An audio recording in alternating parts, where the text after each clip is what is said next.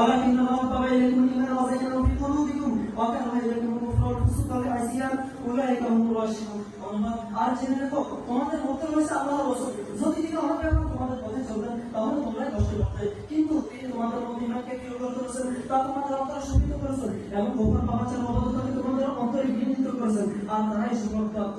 এই আয়াত থেকে স্পষ্ট বোঝা যাচ্ছে আল্লাহ রব্বুল আলামিন নিজেই সাহাবীদের অন্তরে ইমানকে সজ্জিত করেছেন এবং আয়াতের শেষে কি বলা হয়েছে উলাইকা হুমুর রাশিদুন, অর্থাৎ সাহাবায়ে সুখপ্রাপ্ত যাদের অন্তরে আল্লাহ নিজেই ইমানকে সজ্জিত করেছেন, তারা যদি আদর না হয় তাহলে কি হবে? ওদু দিশায় নাই অন্য কেউ মানে বিচার করলে আমাদের পক্ষে 13 নম্বর হলো সূরা তওবার 17 নম্বর আয়াত। এখন আল্লাহ রব্বুল আলামিন ইরশাদ করেন আউযু বিল্লাহি মিনাশ শাইতানির রাজিম লাকাদ তাআল্লাহু আলান নবী ওয়াল মুহাজিরিন ওয়াল আনসার ওয়াল্লাযিনা তাবাউহুম ফি সাআতিল উসরা।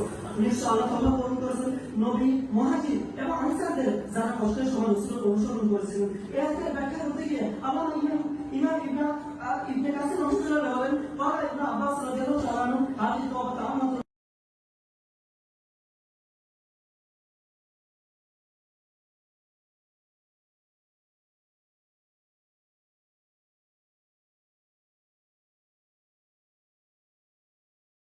Assalamualaikum warahmatullahi wabarakatuh. Alhamdulillah wassalatu wassalamu ala Bismillahirrahmanirrahim. Abi Muhammad Maud Hasan Nagari